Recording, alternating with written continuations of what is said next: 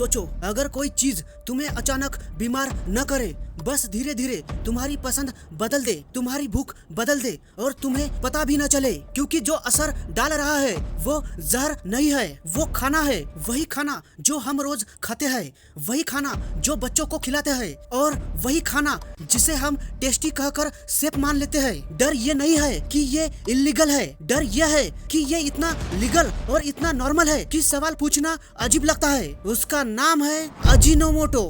खाना सिर्फ पेट नहीं भरता, खाना दिमाग को सिखाता है कि उसे क्या पसंद करना है। जब दिमाग को बार बार आर्टिफिशियल टेस्ट मिलता है तो सिंपल खाना उसे बोरिंग लगने लगता है। फिर बच्चा घर का खाना छोड़ता है, पैकेट्स मांगता है और हम कहते हैं आजकल के बच्चे ऐसे ही होते हैं। असल में सवाल खाने का है। 1908 में जापान के एक साइंटिस्ट, उन्होंने देखा सीवीड सूप सिर्फ नमकीन नहीं लगती, उसमें कुछ एक्स्ट्रा है। खाने में एक अलग गहराई होती है, न मीठा न नमकीन, कुछ और। उन्होंने उसे नाम दिया उमामी।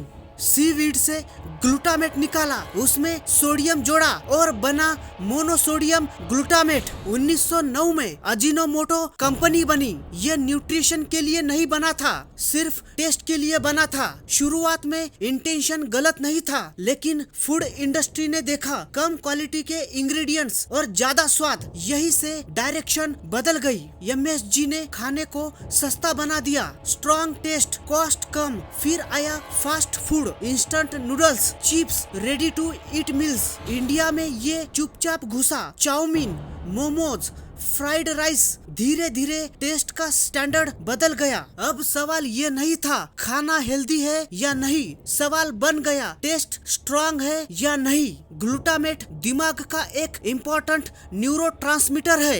एमएसजी में ये फ्री फॉर्म में होता है, मतलब डाइजेशन का वेट नहीं, सीधा दिमाग पर असर डालता है। एमएसजी भूख कंट्रोल करने वाले ब्रेन सिग्नल्स को कंफ्यूज कर सकता है, इसलिए कुछ लोगों में पेट भरने के बाद भी खाने की इच्छा बनी रहती है, साथ ही प्लेजर सिग्नल्स एक्टिव होते हैं, इसीलिए जंक फूड बार बार खाने का मन करता है। ये एडिक्शन जैसा लगता है, भले ही मेडिकल एडिक्शन ना हो। अजीनोमोटो का सबसे बड़ा नुकसान ये नहीं कि ये सबको बीमार करता है, असली नुकसान ये है कि ये आदत बदलता है। नेचुरल खाना फीका लगता है, दिमाग बस थोड़ा और कहता है। बच्चों पर असर, टेस्ट प्रेफरेंस गलत डायरेक्शन में सेट होती है। सिर दर्द, बेचैनी, पसीना रेयर है लेकिन रियल है। सोडियम इंटेक बढ़ाता है, खासकर पैक फूड के साथ ब्लड प्रेशर का रिस्क बढ़ सकता है।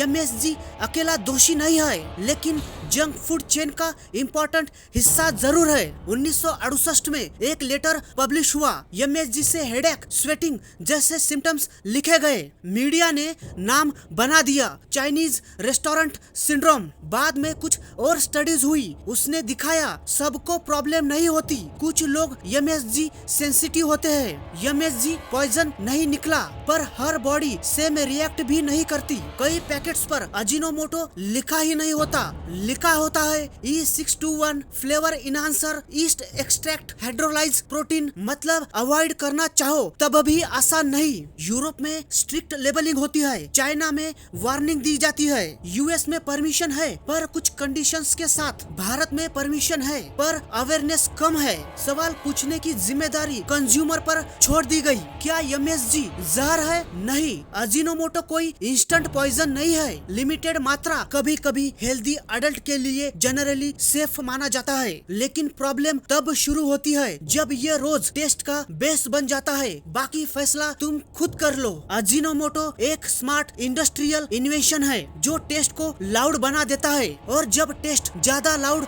हो जाए तो चॉइस धीरे धीरे इंडस्ट्री लेने लगती है। सवाल सिंपल है, तुम खाना पसंद कर रहे हो या टेस्ट तुम्हें चला रहा है?